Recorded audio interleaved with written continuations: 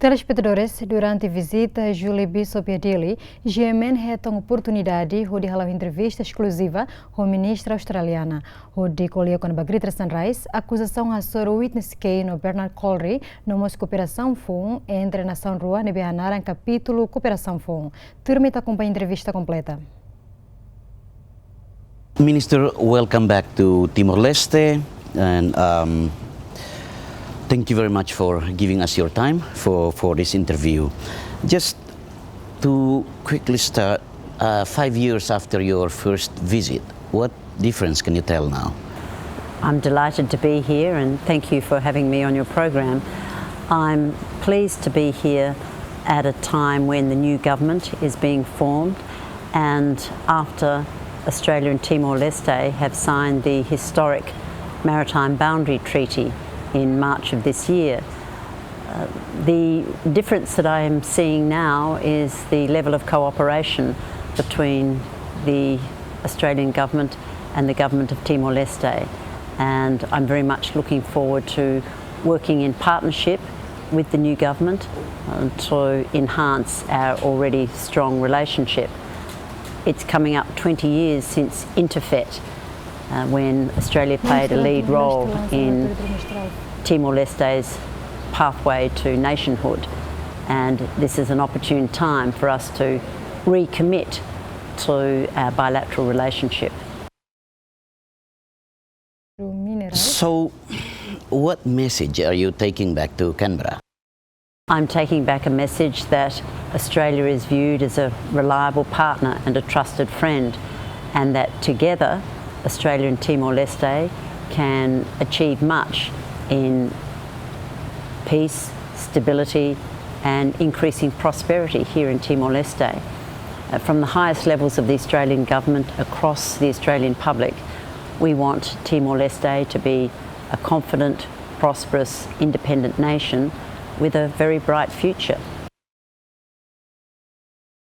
This visit has been dubbed a new chapter for the bilateral relationships between the two nations.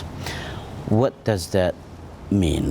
Does that mean more cooperation, anything else maybe? It means we're looking to the future. It means that we are together going to work to diversify the Timor-Leste economy, build opportunities for young people here, promote good governance and democratic values. But specifically it means greater dialogue and frequency of meetings between the Australian government and the Timor-Leste government. For example, the Foreign Minister and I have agreed to annual Foreign Ministers meetings, and our senior officials are going to meet on an annual basis to ensure that we keep up a constant dialogue about challenges and opportunities for our two nations. It also means that we're increasing our economic partnership, doing more to help Timor-Leste attract private sector investment here. We're also doing more for the security of the nation, and Timor-Leste has agreed to accept 2 new Guardian-class patrol boats and a package of training and infrastructure to support those 2 new boats. In fact, it's valued at about $200 million with 25 years worth of maintenance of the new patrol boats, and they will assist Timor-Leste in patrolling its borders, preventing illegal fishing, transnational crime and the like. Also the seasonal workers program. Last year about 800 places were allocated to workers from Timor-Leste to come to Australia in areas of labour shortage, agriculture, horticulture, send the remittances back here to Timor-Leste. We've announced that we'll increase the number of places available to Timor-Leste to 1,500. And we've also announced $20 million in more health initiatives for research into communicable diseases, into supporting women on maternal health, and also ending violence against women. A number of really positive initiatives. So it means a deeper partnership across a whole range of areas. Any challenges in the partnership, in the programs that you and Australia and Timor-Leste have agreed to work together on? Timor-Leste is a young nation. You're coming up to 18 years since independence, and it's a young demographic. About 3/4 of your population is under the age of 35.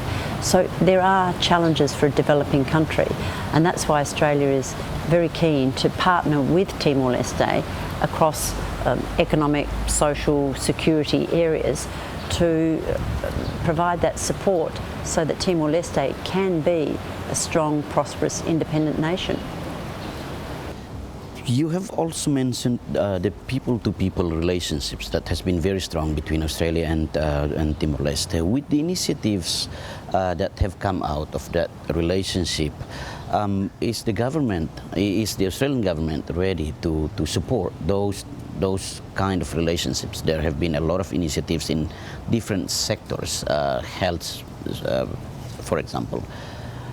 How ready is the government of Australia to support those? We have the existing programs? program of Australia Awards, the scholarships that we provide opportunities for students in Timor-Leste to study at Australian universities and gain qualifications in a whole range of fields, from health and agriculture and education, science, medicine. And we are increasing the number of Australia Awards to 20 this year, and we are hoping to provide opportunities for undergraduates, masters and postgraduates. We have developed a significant cohort of health professionals here in Timor-Leste, so we'll continue to provide that support through scholarships and funding, but also through the seasonal workers program. People are working in areas to gain skills that they can use when they come back here, in hospitality and accommodation, for example.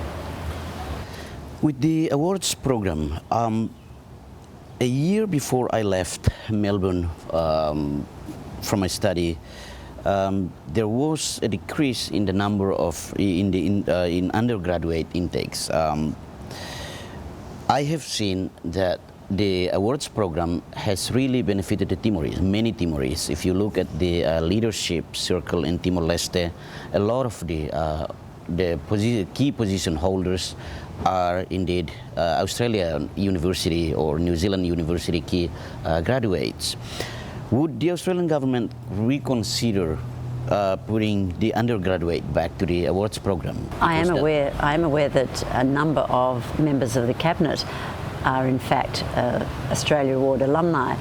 Foreign Minister Suarez studied his PhD at the Australian National University in Canberra, for example. Yes, we are increasing the number of Australia Awards, and the feedback that I've had is, while Timor-Leste appreciates opportunities for masters and PhD students, they're also looking for undergraduate students to study in Australia. So we're taking that on board. We want to be flexible and respond to the needs of Timor-Leste. Away from the awards, despite the Timor-Leste's government recent position and your statement on the witness case, a number of figures, both within Timor-Leste and Australia, such as Dr. José Ramos-Horta, has urged Australia to drop the case. What is the reaction of Canberra, the Australian government, to those pleas from those individuals or groups? This prosecution was taken on the advice of the Commonwealth Director of Public Prosecutions, and a prosecution is now underway. It is a domestic legal matter. It is for the Australian courts to determine, and it's a matter for the Australian prosecutors to take the case. So it's not related to Timor-Leste. It is domestic legal processes within Australia. A number of these people have accused Australia of not being fair because, as Dr. Ramos-Horta mentioned, they revealed the information, and it shows one of the best examples of Australia. Do you think moving ahead with the case would affect in any way the relationship between Australia and Timor-Leste? The case has been taken on advice of the Commonwealth Director of Public Prosecutions, and the Australian government has accepted that advice. As it's now before the courts, it's a domestic legal matter, I don't want to say anything that would compromise those proceedings. But I point out that it's an internal Australian legal matter, and I don't believe it will have any impact at all on our relationship with the Timor-Leste government. Indeed, the government here has acknowledged that it's a matter for Australia. Back to the cooperation. With the launching of a number of assistance programs, how much is Australia prepared to spend on East Timor in the future? At present, the development assistance budget is over $91 million a year, and that funding is targeted into areas where we think we can make a significant difference to the standard of living and the strengthening of communities in Timor-Leste, as well as giving opportunities, particularly for the young people. As I said, our defence cooperation program involves the gifting of 2 Guardian-class patrol boats, and that's got a value of about $200 million. We also have military and police cooperation. We work together across a whole range of fields, so Australia will continue to be a reliable partner and a trusted friend for Timor-Leste. You have also made a statement on behalf of the Australian government on Australia's position on regarding the Timor's trying to find a path to develop Greater Sunrise. In practical terms, what does that mean? What would that mean? We signed the historic Maritime Boundary Treaty, and that is going through a ratification process. I tabled the treaty in the Australian Parliament on the 26th of March, and it's now going through the parliamentary processes, and I hope that we'll be able to ratify that treaty very soon.